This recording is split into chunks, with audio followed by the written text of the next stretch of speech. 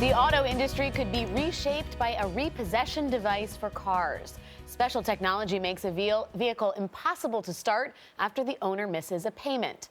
But federal regulators are asking questions about how the equipment is being used. Anna Werner explores the concerns about how the legal devices could hurt people who can least afford it. Anna, good morning.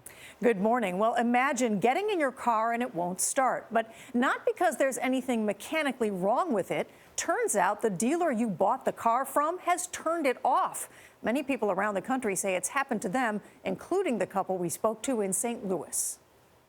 I got real sick. Willie Connor needs a kidney transplant and gets dialysis 5 times a week. She needed a car, but she and her husband didn't have a lot of money. So commercials like this one for Car Credit City, Get to Car Credit City for a guaranteed car and guaranteed credit today. offering guaranteed credit, sounded good. They made it easy, you know, come on in, we'll give you a car, regardless of your credit.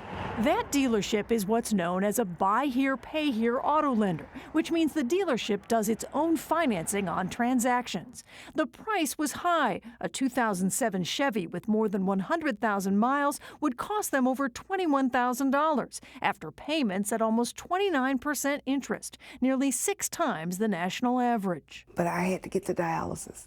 I have to get there or I don't live.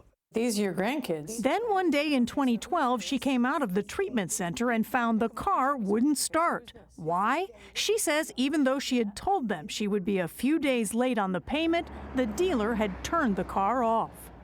At dialysis of all places, they cut my car off.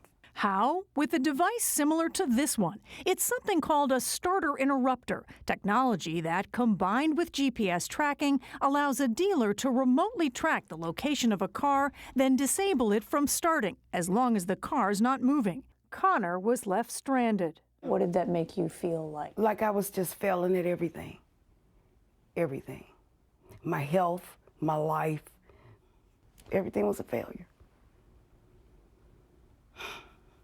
This is the GPS tracking device. Former car dealer Michael Fisher sells the devices. He says they're needed because many buyers with poor credit default on those high-interest loans. It is a very risky business. I've been there.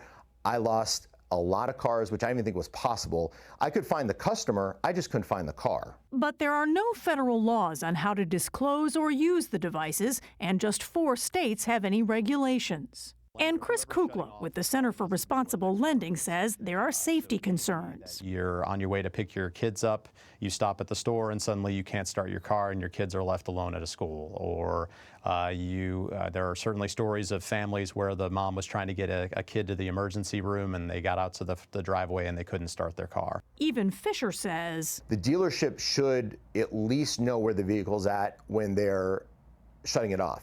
And the problem, Kukla says, is people who wind up with the devices in their cars often don't have any other option but to accept them. It's lower income consumers, it's folks with blemished credit who have trouble finding loans elsewhere. They really don't feel like they have an effective choice of whether to take these devices or not. And Connor says for those who think it won't happen to them. Who knew? You know, I didn't know that this would happen to me. You know. So you don't know until you've been there. Now, Willie Connor told us she was unaware the device was there, but she admits there could have been some disclosure in the papers she signed when she bought the car.